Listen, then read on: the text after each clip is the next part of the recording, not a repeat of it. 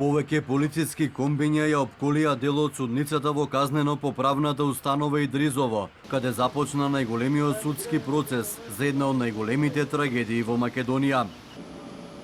Обвинетите спроведени со посебен полициски кордон седнаа на обвинителското столче. Адвокатите, семејствата на загинатите, оштетените и медиумите поминаа низ посебни проверки, ја пополнија целата судница, но за дел од нив немаше празно столче. Внатре тензично, наплив од емоции од родителите, кои 8 месеци чекаа да започне процесот за правда.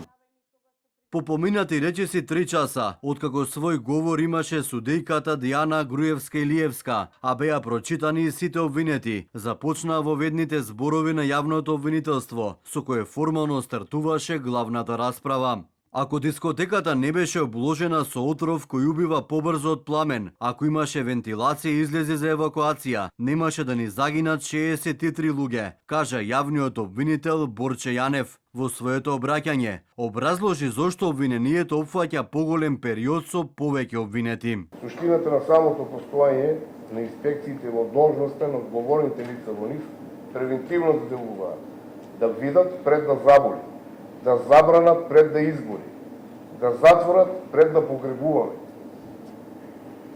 Но овој човек успешно вегетирал и устојувал со години.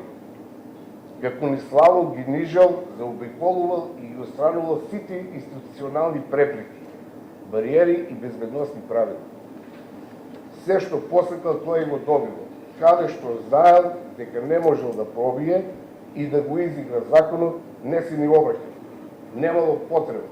Сите документи кои мора да ги има, не ги обезбедил, затоа што никој не му ги ни бара.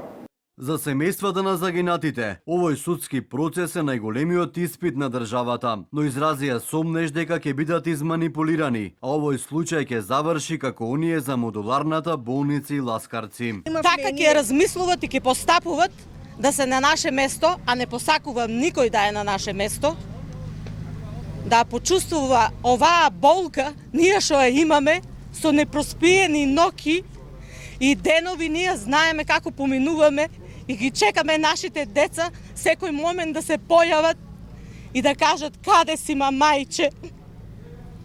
Постапката на бранителите денес што почнаа со првите постапки нас повторно не убија.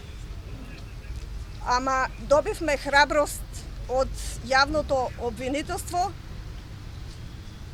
Стварно, нека го слушнат крикот на мајките и нека се запрашаат што прават. Пред да започне главната расправа, судот одлучи да го спои обвинението против собственикот на Агенцијата за обезбедување Рубикон со обвинението за главниот предмет за дискотеката Пулс. Но одлуката реагираа дел од адвокатите и побараа одложување на рочиштето, но главната судијка Дијана Груевска-Илиевска по консултацијата со судскиот совет одлучи судењето да продолжи, побара дисциплина и редовност на следните судски рочишта. Моја препорака и на целиот совет е доколку можете.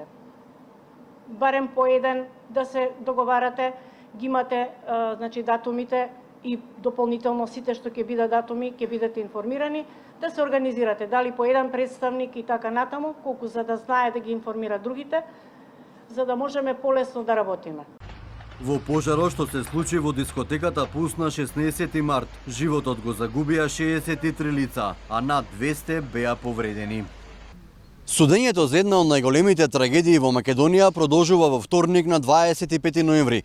Токму во оваа судница во рамки на казнено-поправната установа Идризово се очекува адвокатите на обвинетите да имаат своји воведни зборови.